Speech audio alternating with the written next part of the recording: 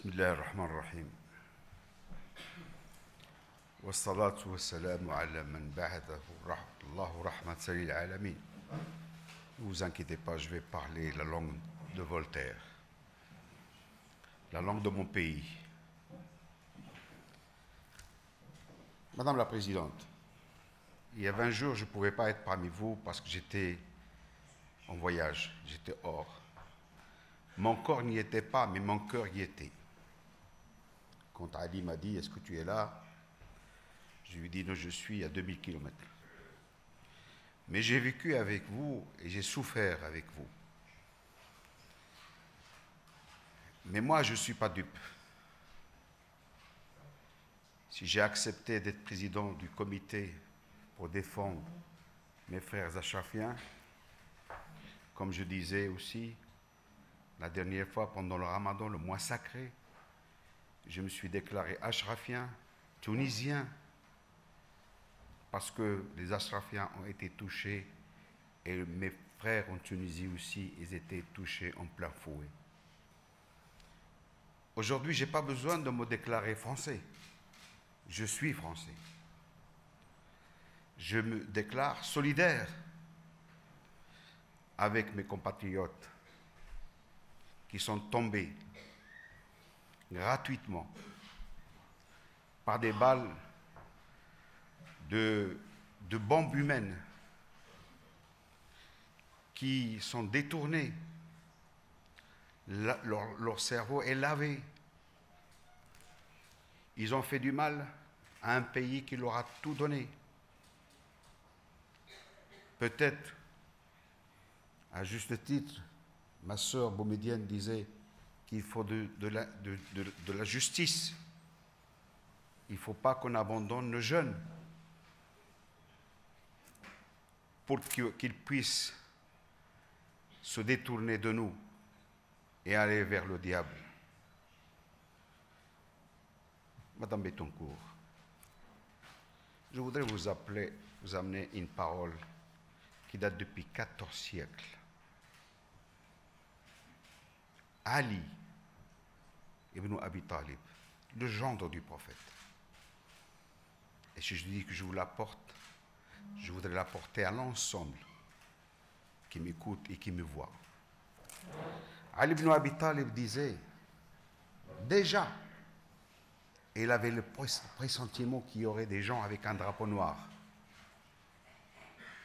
Il disait, quand vous verrez des drapeaux noirs, ne bougez pas, vous les musulmans, vous qui croyez en un vrai islam, ne bougez pas. Ne vous déplacez ni par vos mains, ni par vos pieds.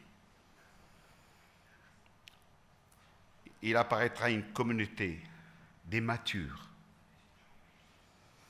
à qui on n'accorde aucune importance. Leur cœur est comme des morceaux de métal.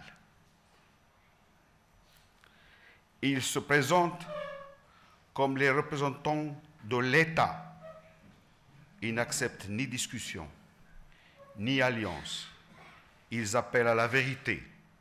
Entre parenthèses, ils appellent à la vérité, mais ce ne sont pas eux-mêmes des gens de vérité. Leurs prénoms sont des prénoms d'emprunt et leurs noms se rapportent à des villages. Abou Foulen, Abou X, Abou Barded, Abou je ne sais pas quel. Les cheveux, il nous l'a décrit, les cheveux sont longs et lâchés comme ceux des femmes. Ils sont proches les uns des autres jusqu'au moment où naîtra des conflits. Pas les conflits qui nous mènent vers nous, des conflits internes entre eux. Et c'est ça l'espoir. Internes entre eux. Ensuite, Allah, notre Allah, donnera la vérité à qui il voudra. Car mon Allah, comme je disais à TV5 Monde, mon Allah est celui qui donne la vie il ne donne pas la mort. C'est pour cela qu'il ne faut pas faire d'amalgame. Les terroristes du 13, ils ont commis la plus grande faute et qui s'est dirigée contre eux. Ils ont cru qu'ils allaient nous donner l'occasion de tomber dans le piège qui nous ont tendus, c'est-à-dire de créer un fossé entre les musulmans de ce pays et le reste de la population nationale. Mais comme ils ont tué la diversité nationale, juifs, chrétiens, musulmans, athées, agnostiques, leur sang a été mélangé ce jour-là. Sur les terrasses de café, ils étaient en train de manger, de boire, de vivre librement. Eh bien, j'ai constaté, dans mon expérience, qu'à chaque fois où il y avait un attentat à New York ou ailleurs, tous les journalistes de France et de Navarre venaient nous voir dans les mosquées pour donner des explications. Certains voulaient même qu'on se justifie. Cette fois-ci, les journalistes français, j'ai reçu 50 journalistes, des États-Unis jusqu'en Espagne, d'Allemagne, d'Angleterre. Mais j'ai compris que les journalistes français ne sont pas venus nous voir parce qu'ils ont compris que cela ne se faisait pas, que l'endoctrinement ne se faisait pas dans les mosquées et que nous étions solidaires. Et c'est pour cela que je salue de cette tribune, Madame la Présidente, les imams de France, dans la quasi-majorité, ils ont fait un prêche spécial ce vendredi. Le mien, il est lent, je ne vais pas vous le lire. Nous avons appelé le diable par son nom. Mais il est dans notre site.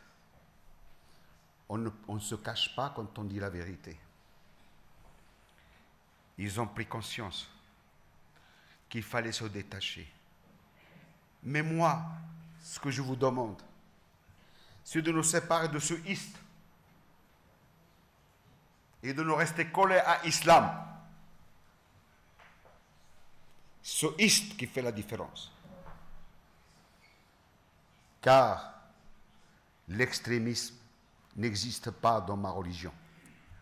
Ma religion est la religion du juste milieu. Et le juste milieu, il est large. De là jusqu'à là. Il suffit que je ne dépasse pas cet extrême pour ne pas tomber dans les bras du diable. Et ne pas tomber dans cet extrême pour ne pas tomber dans les bras du fils du diable qui est Satan. Satan n'est pas visible, mais ceux qui détournent, ne jeûnent, il est visible. C'est ça. Madame la Présidente, je vous ai dit que je ne suis pas dupe. Je sais comment les mots-là, ils utilisent ce que vous appelez at-taqiyya. Je voudrais l'expliquer à l'assistance. At-taqiyya, c'est un esprit d'idée. Quand il te parle, tu crois qu'il te parle sincèrement. Mais au fond de lui-même, il cache une hypocrisie profonde. Il croit qu'il est ton allié, mais il est au contraire, il est plutôt ton ennemi. Et c'est ça qui me fait dire que je n'ai pas à me justifier parce que celui qui croit être l'allié des uns et des autres. Aujourd'hui, ce que j'espère, Madame la Présidente, si l'Iran veut être dans la coalition, oui, nous sommes Nous acceptons la coalition, nous voulons que tout le monde condamne le diable. Mais il faudrait au moins qu'il établisse la démocratie dans son propre pays.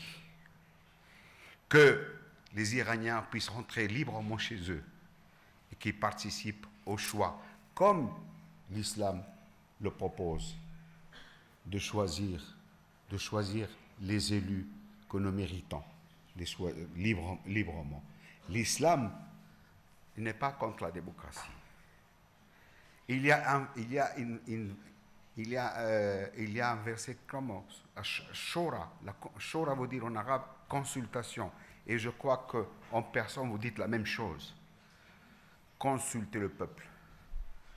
Et nous trouvons que le prophète Mohammed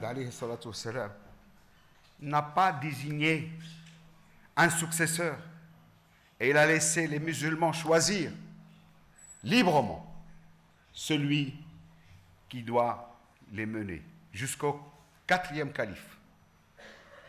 Et aujourd'hui, on nous dit qu'il y a un calife. Mais qui l'a nommé calife? Ce que je demande à mes concitoyens, c'est que 99% des musulmans, je le disais à un journaliste espagnol, 99,99 musulmans du monde entier ne se reconnaissent pas dans cet islam qui tue. Donc, comme je vous ai dit, mon Allah, il donne la vie. Et je conclurai pour vous dire, pour vous rassurer que l'islam, en général, dans Surat Al-An'am, Allah il nous dit, mon Allah, l'Allah de la plupart des musulmans, il dit, ne tuez pas l'âme humaine que Allah a déclarée sacrée. Ceux qui tuent des personnes innocentes, ils n'ont pas le sens du sacré. Ils ont que la culture de la violence. Quand j'entends dans les journaux, dans les débats, des spécialistes qui disent pour que l'islam puisse s'intégrer chez nous, il faudrait que les musulmans fassent la part de l'égalité entre l'homme et la femme. Mais nous avons un verset qui s'appelle Surat An-Nisa.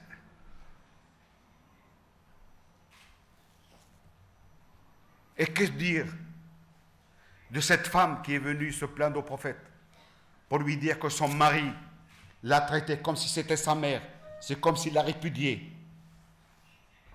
Et le prophète n'avait pas de réponse. Et la réponse est venue du ciel. Dieu a entendu la femme qui est venue se plaindre de son mari. Il a donné la sentence. Qui a interdit à la femme de conduire une voiture? Qui a interdit à la femme de diriger son commerce? Notre première mère des croyants, Khadija, était une grande commerçante. Et le prophète Mohammed dirigeait, travaillait pour elle.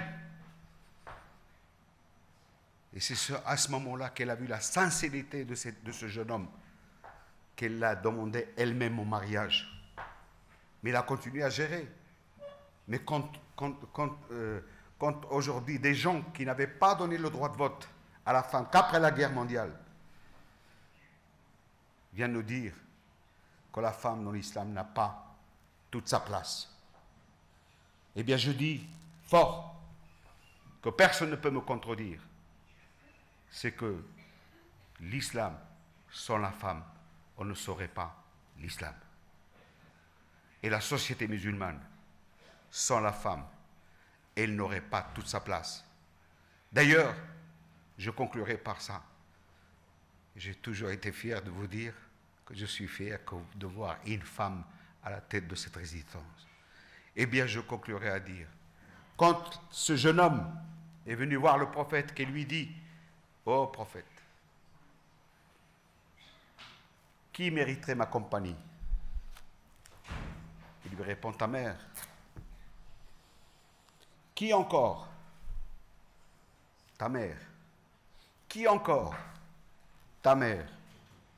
Et lorsque le jeune homme, lorsque le prophète a vu que le gamin il pouvait entendre au moins ton père, il lui a dit, qui encore? La quatrième fois lui dit, ton père. Voyez-vous la place? Et cette parole du prophète qui dit, le paradis, elle est sous les pieds de vos mères. Est-ce qu'il faudrait que je vous fasse un cours de théologie, comme certainement vous l'avez demandé, Madame Bettencourt? Eh bien, il faudrait que les médias nous soient ouverts. Que lorsqu'on vient débattre de la chose de l'islam, qu'on choisit des gens compétents pour pouvoir parler de la chose de l'islam et ne pas choisir un pseudo-spécialiste qui va dire tout le contraire. Alors, je conclurai par un mot d'espoir.